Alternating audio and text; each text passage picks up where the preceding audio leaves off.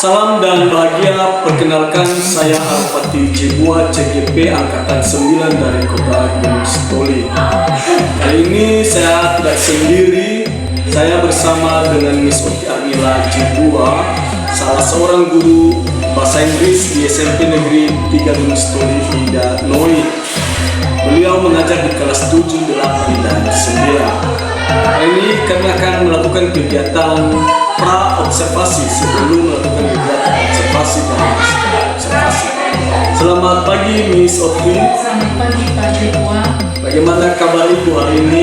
Sehat luar biasa. Syukur Bu.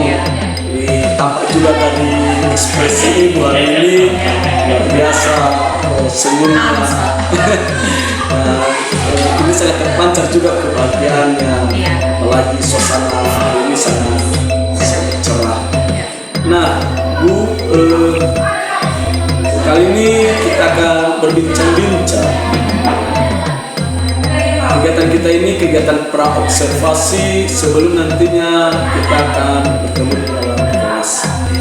Hari ini kita melakukan percakapan pra-observasi untuk mengamati kegiatan nantinya yang Ibu lakukan di dalam kelas pada kegiatan observasi.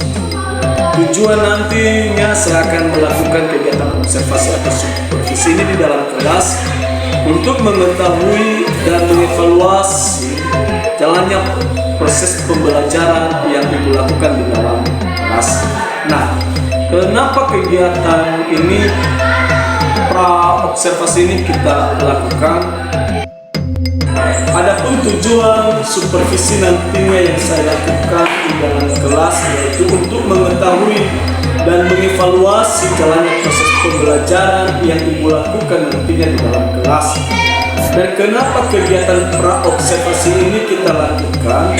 Sebagai persiapan awal juga buat Ibu sebelum Ibu masuk pada kegiatan pembelajaran di dalam kelas, sehingga Ibu merasa lebih siap dan percaya diri. Dan saat masuk dalam kelas, Ibu memberikan pembelajaran yang lebih baik dengan murid.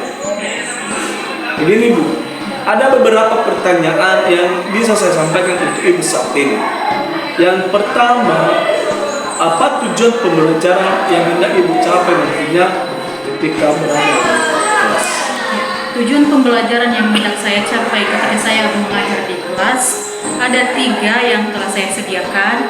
Yang pertama, tujuan pembelajarannya yaitu secara mandiri murid mempraktekkan kosakata anggota keluarga dan menuliskannya dengan kata yang benar.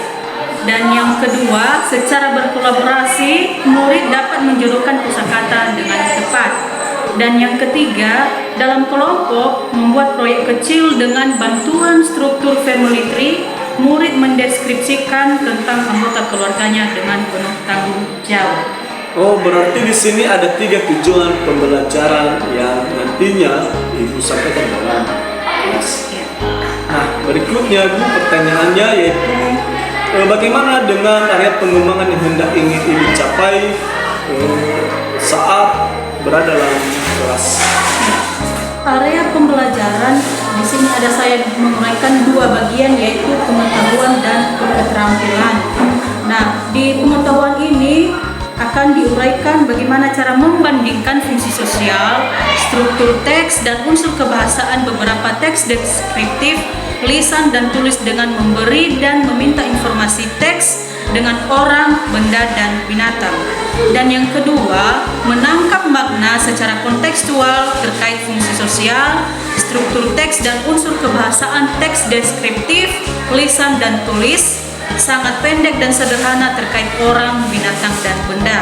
Dan bagian keterampilannya yaitu menyusun teks deskriptif, lisan, dan tulis sangat pendek dan sederhana terkait orang, binatang, dan benda dengan memperhatikan fungsi sosial, struktur teks, dan unsur kebahasaan secara benar dan sesuai konteks.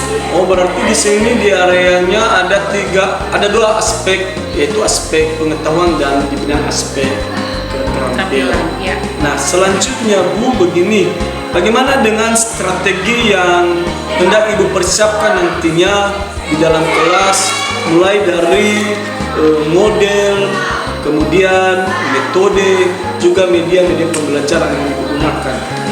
Strategi saya ketika saya melaksanakan proses pembelajaran, di sini saya menggunakan strategi pembelajaran yang dilakukan adalah pembelajaran berdiferensiasi berdasarkan kesiapan belajar siswa yang diintegrasikan dengan pembelajaran sosial dan emosional.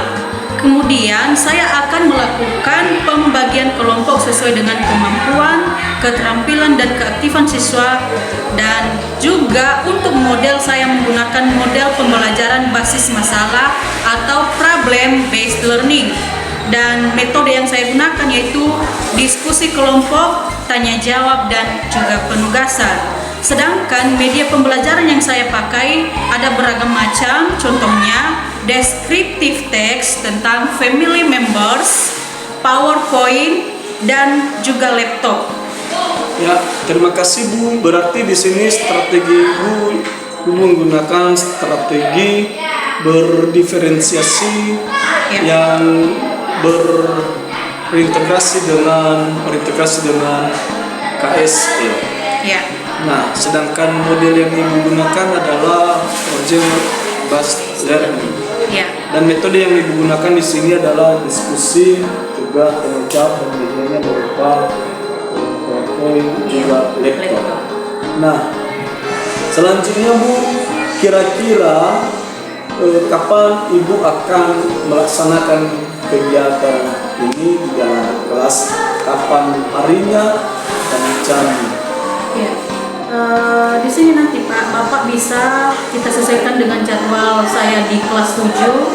Saya mengajar di kelas 7 pada hari Kamis. Bapak bisa melakukan observasi di hari tersebut.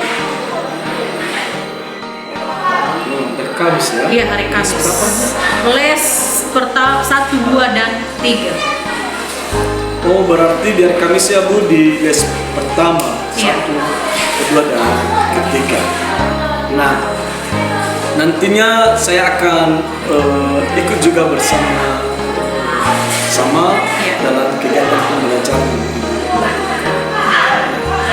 Dari pertemuan kita ini Bu, apa yang Ibu dapatkan dari percakapan-percakapan? Iya, yang bisa saya dapatkan dari hasil percakapan yang telah kita laksanakan Pak, pertama dulu saya bisa percaya diri ketika saya berada di dalam kelas, dan harus lebih mempersiapkan diri ketika mengadakan proses belajar di dalam kelas. Ya, terima kasih Bu. Nah, demikianlah pertemuan kita pada sesi pra observasi ini, dan kita akan bertemu nantinya pada kegiatan observasi dan pasca observasi. Demikian pertemuan kita. Selamat pagi ya Bu. Selamat pagi.